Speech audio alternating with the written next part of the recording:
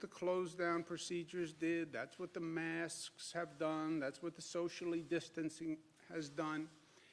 And New Yorkers and all across this country, you saw that number change from that up trajectory to the downward trajectory. That shift in the trajectory reduced by about 100,000 the number of New Yorkers who would have been hospitalized. 100,000 hospitalized. To be hospitalized, you have to be seriously ill. A portion of those 100,000 would have passed away. So all this inconvenience, all this turmoil, for what? To keep 100,000 people out of hospitals. That's for what?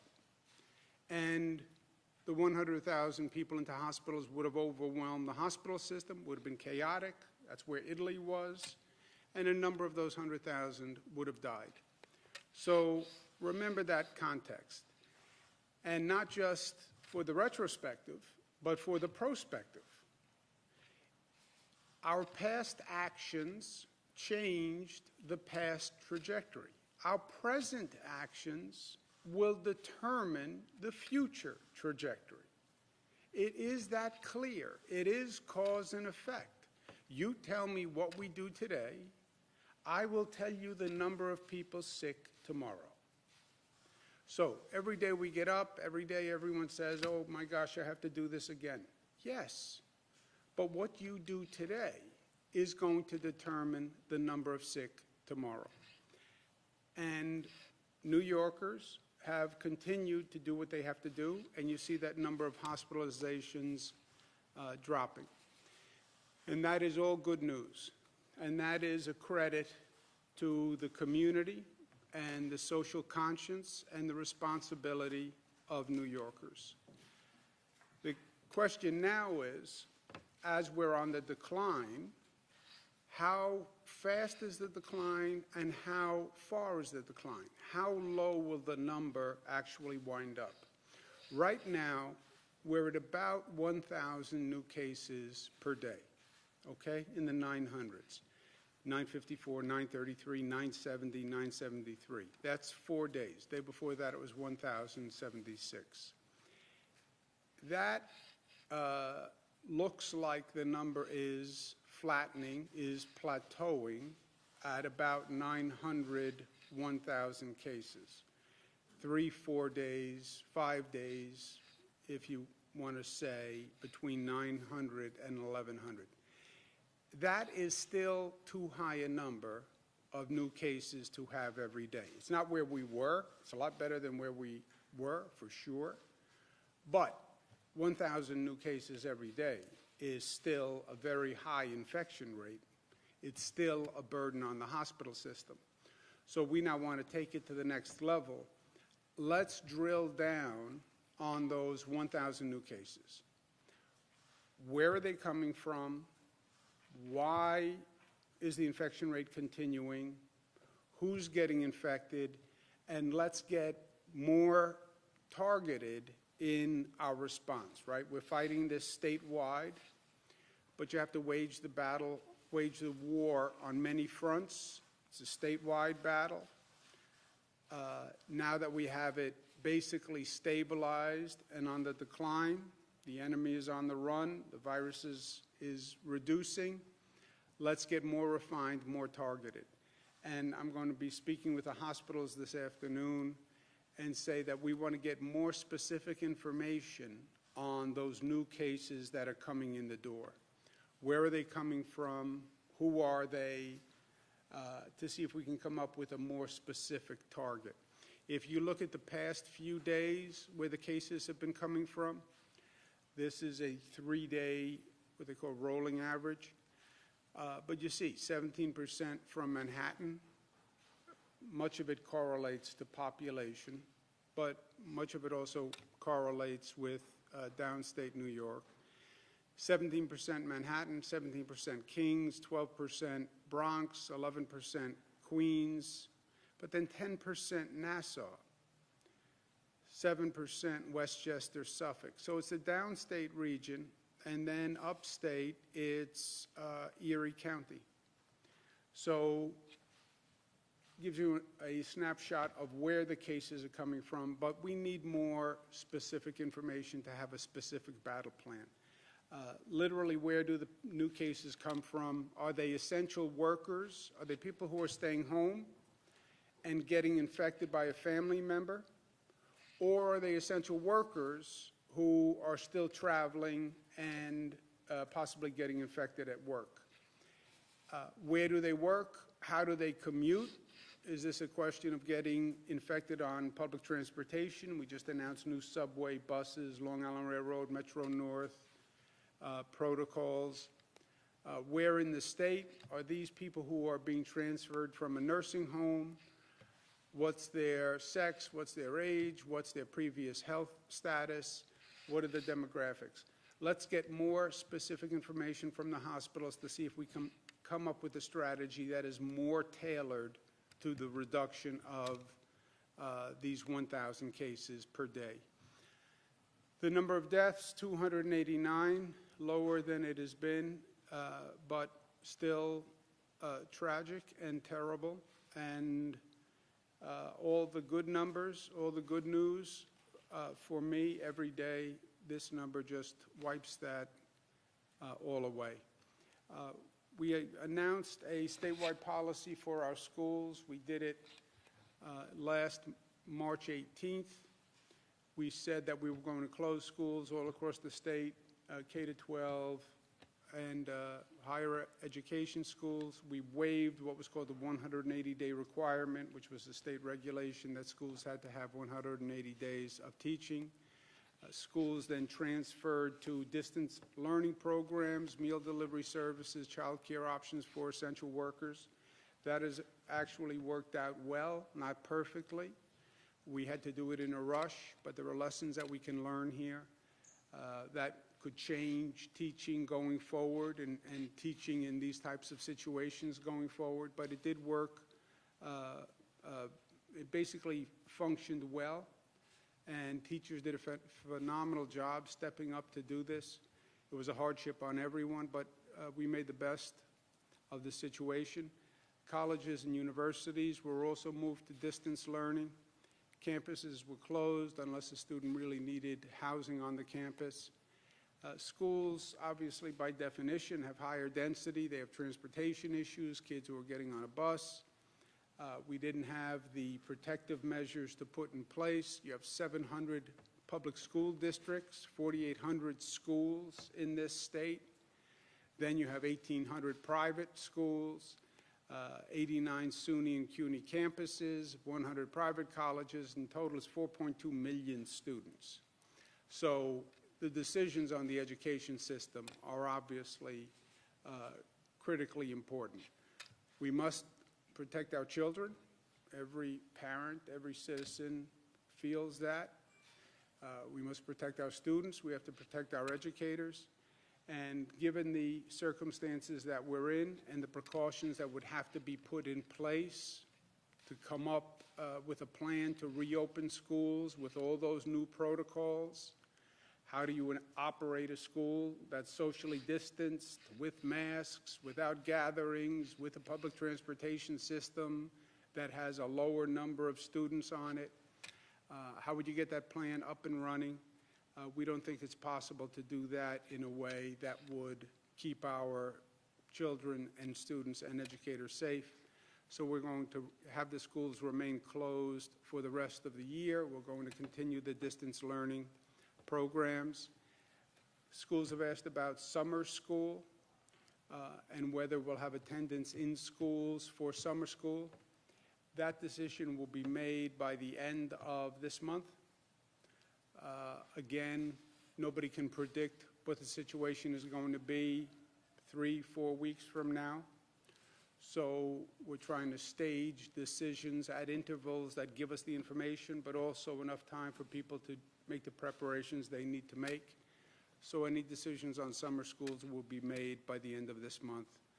But in the meantime, meal programs will continue. The child care services for essential workers will continue. And then we want schools to start now developing a plan to reopen. and the plan has to have protocols in place that incorporate everything that we are now doing in society and everything that we learn. We're going to be asking businesses to come up with plans that safeguard workers. When they reopen, we need schools to come up with plans also that bring those precautions into the schoolroom. And that's for schools, that's also for colleges, and the state will approve those plans. Related issue that we need to discuss and we need to pay attention to, this COVID crisis has caused significant disruption and many unintended consequences and ancillary issues that have developed. And one of them is when you have people who are put in this situation immediately with no notice, it has caused serious mental health issues. You have anxiety, depression, insomnia, loneliness, that feeling of isolation. We're seeing the use of drugs go up. We're seeing the use of alcohol consumption go up. This is a chronic problem. If you're feeling these issues, you're not alone. As a matter of fact, half of all Americans have said that their mental health has been negatively impacted. Don't underestimate the stress of this situation. And it happens on a lot of levels. 3 out of 4 say that their sleep has been affected. You don't know where your next paycheck is coming from. You don't know if your job is going to exist. You're at work one day, the next day they say everything's closed, stay in the house. You're in that house in a confined situation, or you're in an apartment in a confined situation. You can't get out. It's difficult. For emotional support, we have a hotline that is set up. People shouldn't be shy in any way or have any second thoughts about calling for help. It is a pervasive problem, and people should make the call and get the help if they need the help. We also see, in line with what we're talking about, a dramatic increase in the incidence of domestic violence. There was a 15% increase in March, a 30% increase in April. That's March is when this started, 15%, April, 30%. That is a frightening rate and level of increase. Again, New Yorkers in need, we have a domestic violence helpline, 844-997-2121. You can call, just discuss the issue. You don't have to give your identity. You don't have to say where you live. But people who need help should reach out. There is no shame in reaching out and saying, I need help. This is a national epidemic. It's a statewide epidemic. Ask for help, and we're here to help. We're especially concerned about these issues for frontline workers. I mean, just think about what the frontline workers are going through. Think about what the healthcare workers are going through. They're working extended hours. They're seeing a large number of people die. They're working in very frightening situations. They're worried about their own health. They're worried that if they get infected, they then have to go home, worry if they're infected, are they bringing that infection home? So this is a terribly stressful, difficult time, especially for the frontline workers. And we want them to know that we not only appreciate what they're doing, but we're there to support them, right? Saying thank you is nice. Acting in gratitude is even nicer. So we have a special emotional support hotline for our essential workers. And we're also going to direct all insurers to waive any cost-sharing copay deductibles for mental health services for essential workers, which means the mental health services will be free for frontline workers, and they'll be at no cost. And too many people, too many families have said to me, well, you know, I would go for services, but I don't want to pay the cost. I can't afford it. I don't want to take that money from my family. That's gone. There is no cost to get mental health services. So just wipe that reason away and get the help that you need. It's even if it's even in the best interest of your family. Last point, personal opinion. Who said, when life knocks you on your rear, learn, grow up, and get back up? Was it A.J. Parkinson? It was not A.J. Parkinson. It was me. Nobody ever said that, just me. When life knocks you on your rear, ... learn, grow, and get back up. This has been a very difficult situation for everyone. But when life knocks you on your rear, learn and grow. And we will collectively learn and grow. We're going to learn many difficult lessons from this situation. We're going to learn about public health threats that we never saw before, we never heard of, we never really anticipated, we never actualized. Everyone talked about global pandemics and that possibility, but you know what? Until it happens, people don't really get it.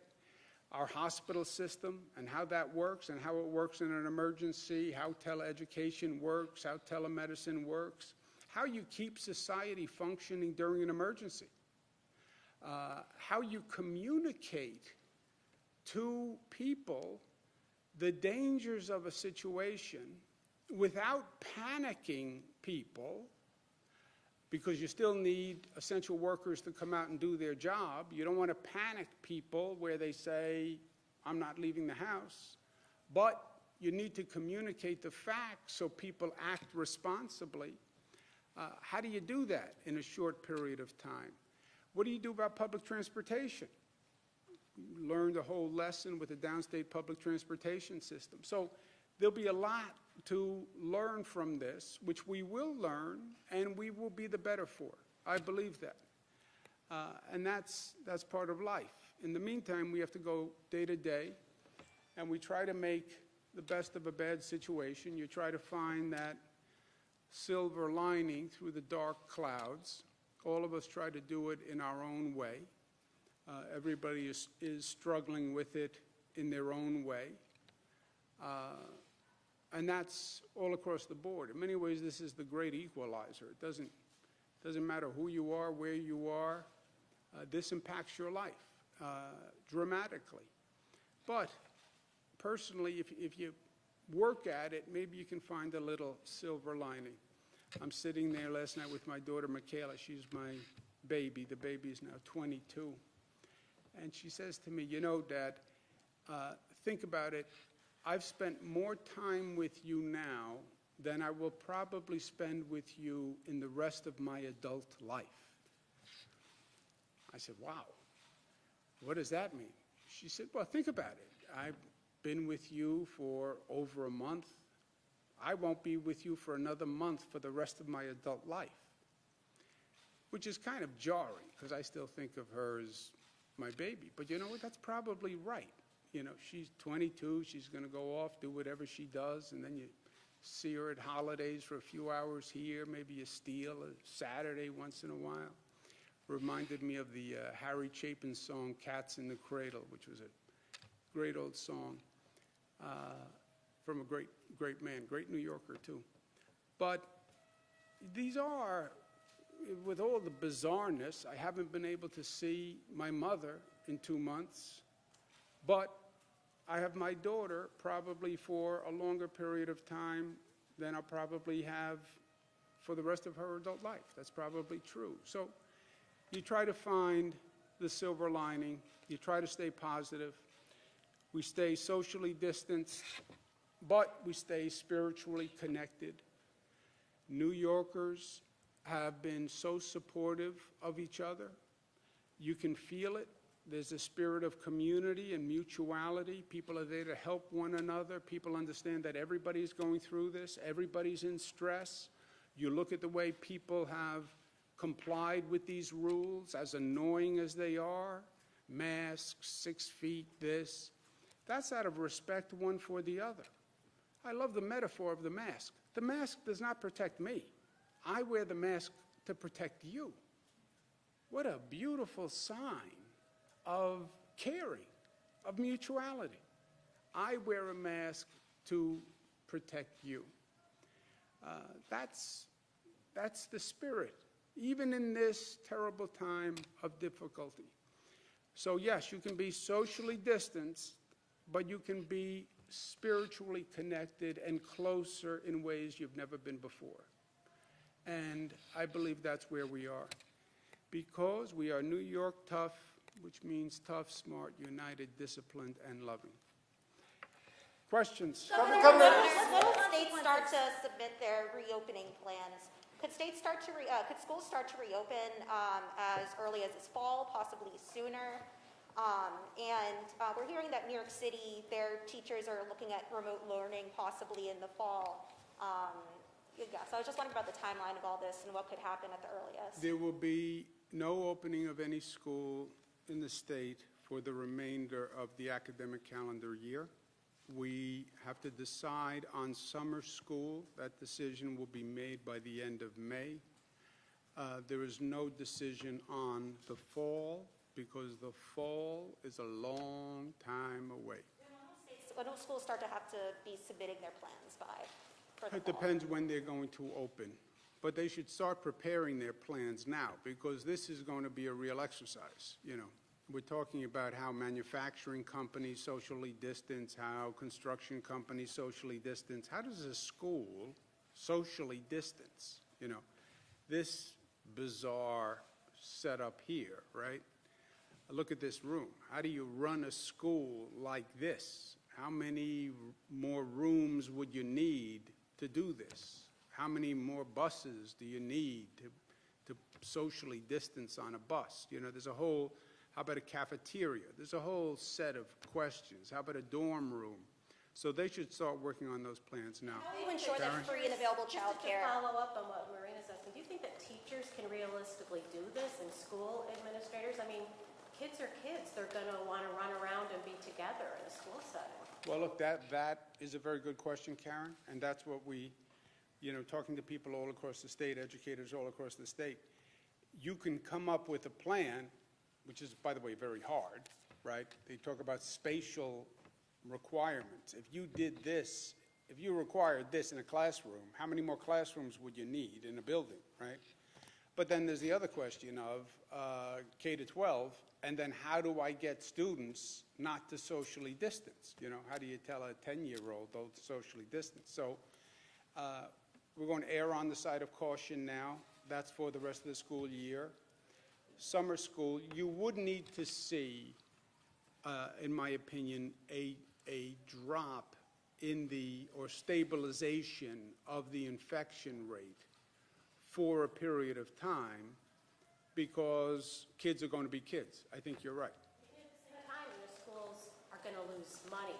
You guys are already talking about cuts. I mean, how are they going to manage all this? If they would, need more classrooms. They don't even have the money for that That's right. now. Well, you couldn't get to more classrooms anyway, right? You couldn't build more classrooms in a way that would have any difference for summer school or for the fall. Money is going to be tight depending on what Washington does. And they're doing remote learning. The fiscal consequences are going to be mixed because of this period. Some ways they save money, some ways it costs money.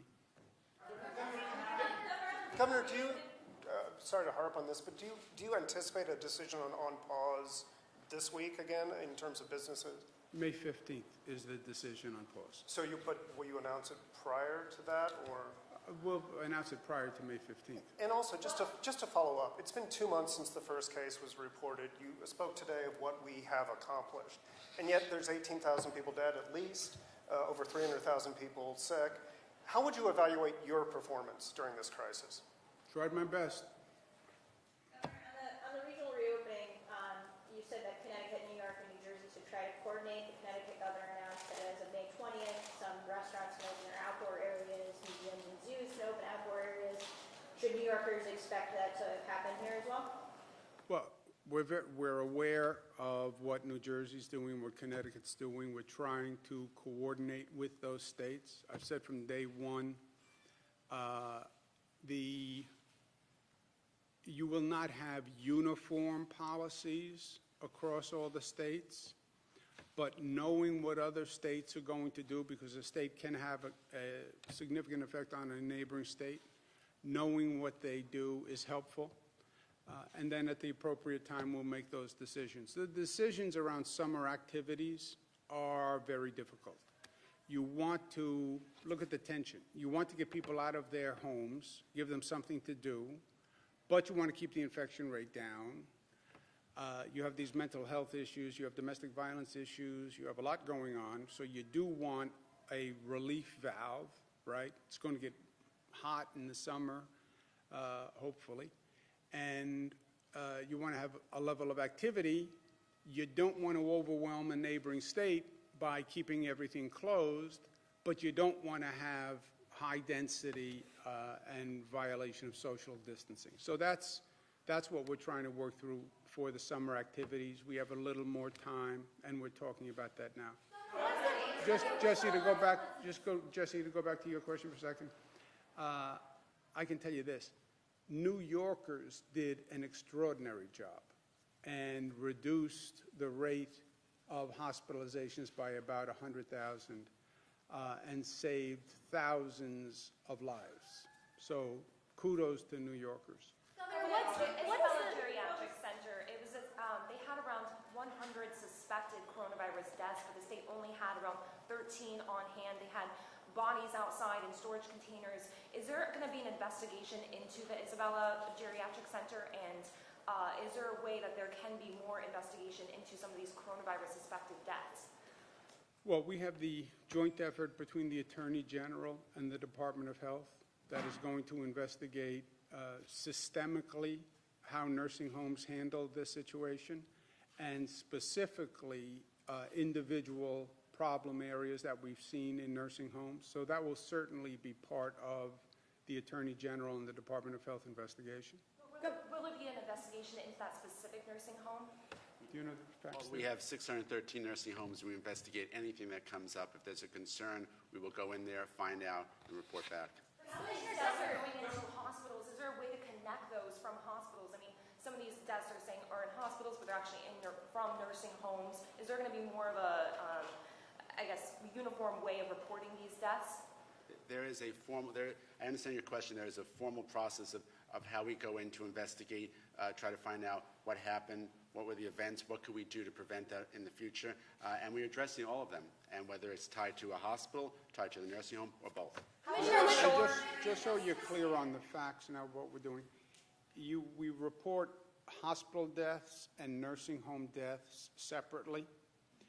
That's on the slide every day.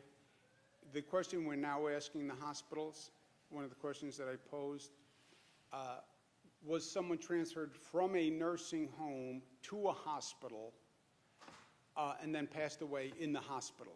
And we want to know that. That's your question, and that is a good question, and we're going to be asking that today. And when I get on the phone with the hospitals, I'm going to ask them just that question. The importance of protecting essential workers.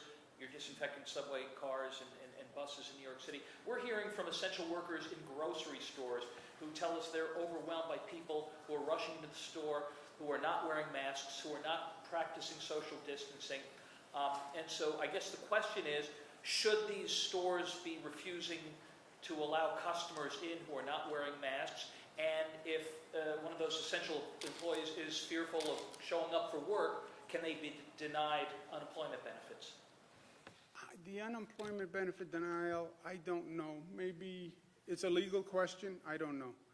Maybe Melissa or Rob would know, or we can check. Look, on the grocery stores, if I'm a private grocery store owner and we have these social distancing requirements in place and masks in place, I think, unless the lawyers want to argue with me, if I'm a private grocery store owner, I would deny admission to a person who is not wearing a mask. You could endanger my other patrons. You could endanger my employees. I would do that. I don't know about the behavior inside a store, you know, but I think the private grocery store owner would be in their rights. Summer school, are you talking about for those students who failed or for everyone? Summer school, they will do remote learning, they have to continue to do meals, et cetera. We're talking about summer school attendance in the building. Could you or Bernadette? Commissioner Zucker also explain the discrepancy between the nursing home reported deaths? Because as a follow-up to Morgan's question, that specific spot, there's only 13 reported deaths from that nursing home on the COVID tracker. However, we've got a report that they had 26 or 46 deaths specific to COVID, and then potentially more in the 50s. So what's the explanation for that discrepancy, and what are the consequences for What's that? the name of this nursing home, Bernadette? It's called the Isabella Geriatric Center, and it's in Manhattan. Does anyone know? Jim? We went back and asked the nursing homes to provide more detailed data. What they were doing in some cases, and not others, confirmed plus unconfirmed cases. So what we asked them to do is go back and say what were confirmed and what were unconfirmed. So sometimes the number is higher because those are actually unconfirmed cases that they put into certain reporting. We asked them for the confirmed at first, but to get at this sense of what you're talking about, which is why is the number a little higher, we asked them, do you also include unconfirmed numbers in that as well? And what we're finding is they were also including unconfirmed. So what we're doing is putting together a data set right now that has it by confirmed by nursing home and unconfirmed like we were doing with the others too, but that takes a little time to tease out from the nursing homes. This is coming directly from the nursing homes. I'm concerned with that large gap, 13 versus almost 50 deaths that are being reported. That's a very large number. Are there consequences in case nursing homes are not reporting the accurate numbers, and what are those? Commissioner? So this is, as Jim mentioned, there's two parts to this, but this is an evolving situation of the data that's coming in, and we do track this. If there's a concern about a specific nursing home and what the numbers are, we will look into that as well. What are they facing? What penalties, though? They have to attest to the fact that the numbers are true and accurate in every report they submit to us. If the Department of Health finds that there was intentional misleading or whatever, they can revoke their license, they can fine them penalties under the public health law, they will send people in. I think under this specific instance, the Department of Health will go in and investigate this to see, like we've done with others as well. Sometimes, as the governor and others have said before, this was an emerging situation. There were mistakes made on reporting. Some people reported deaths from December. That's a mistake. Other cases, if there's potential intentional misleading, the Department of Health will investigate those and then do the appropriate actions. Yeah, let me give you the answer, former Attorney General. They are giving you two sets of numbers, right? Confirmed COVID deaths is one number. Then unconfirmed possible COVID deaths, which is this vague category. Maybe the person died of COVID, but we're not sure. So unconfirmed deaths, which is a vague category to define. And hospitals are doing the same thing, by the way. The local governments have to submit unconfirmed potential COVID deaths. So that's a little squishy by definition. And then I can see where there's a vagueness in that category. But they submit these numbers under penalty of perjury. You commit fraud, that is a criminal offense, period. So they can be prosecuted criminally for fraud on any of these reporting numbers. John? These numbers are so high. Are you concerned, because you have been saying the past 2 months, nursing homes will be like fire through dry grass. Are you concerned that there is this vast gap between the reporting, and also what has the state been doing the past 2 months to alleviate that? Or has this been mainly a county level thing, a facility? You can't alleviate when they put possible or probable or unconfirmed cause of death. That, by definition, you're asking them a vague question, and they're giving you a vague answer. So they could argue that's not fraud because they did not know. You're asking them for a cause of death. They're saying it's unconfirmed, it's possible, it's probable. But if they misrepresented, then you have a criminal fraud case. John? Governor, regionally, you said reopening, lifting the pause order will be done on a regional basis as we shift into phase one. So why isn't the school school closure decision made on a regional basis as well? Because it's one thing to say you can figure out how to socially distance in construction, or say you can figure out how to socially distance in a manufacturing facility with adults, and you can figure out social distancing, et cetera. To say we're going to figure out that plan and put it in place in the next few weeks is virtually impossible. You know, you can't get, just think of a school facility, right? And again, go back to this room. You have 30 kids in a classroom, but with social distancing, you can only put 10 kids in a classroom. Okay, then get another 3 classrooms with another 3 teachers. I can't. Cafeteria, at lunchtime, I put 200 kids in a cafeteria. Well, now you can only put 70 kids in a cafeteria. So have them eat in 6 shifts, you know, and figure all this out and get it done in a few weeks. And make sure you don't make a mistake, because we're talking about children and we're talking about them getting infected and bringing either getting sick themselves or bringing it home. So the stakes are high. You had said in the past that you can't get to a full phase 2 of the reopening unless you have schools open from a child care standpoint. Does that mean that we won't get to a full phase 2 in any area of the state by the end of the academic year?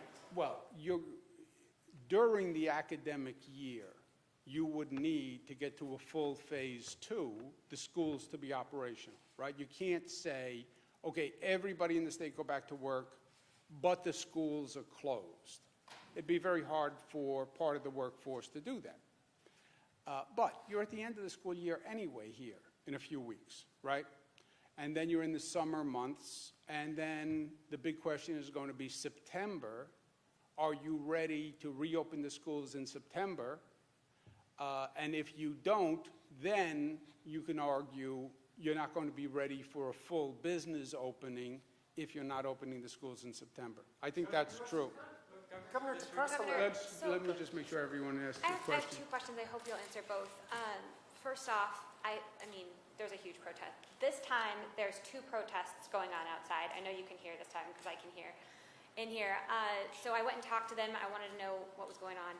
One is Reopen New York State, who you've already heard from. The other is Citizen Action New York, and they are asking you to cancel rent. I asked the organizer how it would be funded, and she suggested that you tax billionaires. Is this idea feasible, and what is your response to that group of protesters that are lying down Washington? Yeah, look, you have protesters in front of this building on a continuing basis. You think these are protesters. You know, there's several dozen. You come when we're doing a controversial bill, we have hundreds of protesters all filling the entire building. It's like the building vibrates with the chants. And that's, in some ways, great. That's democracy. People have an opinion. Last week, you asked about the protesters who wanted everything open. The other day, you asked about protesters who wanted everything closed. That's what you get. One day it's everything open, one day it's everything closed. My point is, I get their political opinion. I get the political spectrum. I hear them. I understand why people say, liberate New York, open everything up. I understand why people say, close everything. You're going to kill my children. You know, so I get the arguments. And what I said is, this is not a political decision. Let's make a decision on the facts, et cetera. I get the people who say nobody should have to pay rent. I get that argument. I get the landlords who say, and the building owners who say, if nobody pays rent, I'm going to walk away from my building, and then it's going to be vacant, and I'm not going to pay any bills, because if they don't pay rent, I'm not paying bills, and then you're going to have collapse of buildings. What we're doing is no one can be evicted for non-payment of rent between now and June. Period. Period. If a person can't pay their rent because of the situation, they cannot be evicted. That is the law till June. That law is in effect till June. And between now and June, we'll see what happens. We'll figure it out. Then we'll figure out what we need to do in June. Last one. Go Now ahead. that hospitals have to report to the state where people are coming from when they're sick with COVID, their addresses, occupation, we're now 2 months into this outbreak. Why didn't we require that sooner when we could have tracked it more, I guess, feasibly? We have some of the information, but this is now going to be an extraordinary, when I get on the phone with the hospitals, they're going to say this is an extraordinary reporting requirement, right? You had emergency rooms that were overwhelmed. You had administrators who were overwhelmed, working 24 hours a day. To get this level of granular detail on people who are walking in the door and get it to us on a nightly basis, this is going to be a significant administrative burden on them. Are they essential workers? There's no such thing as an essential worker before this. How do they commute?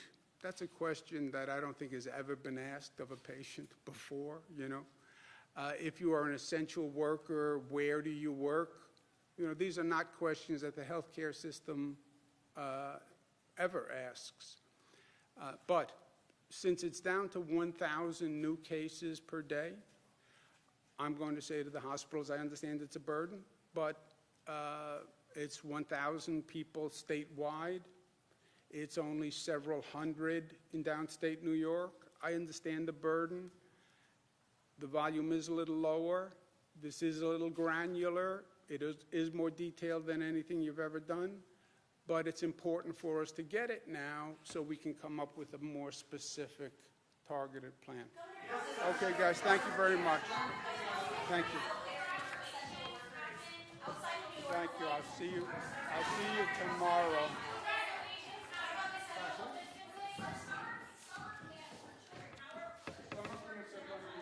Summer camp decisions will follow the regional decisions. Whatever we do in that region will apply to the summer camp. Thank you, guys. I'll see you tomorrow.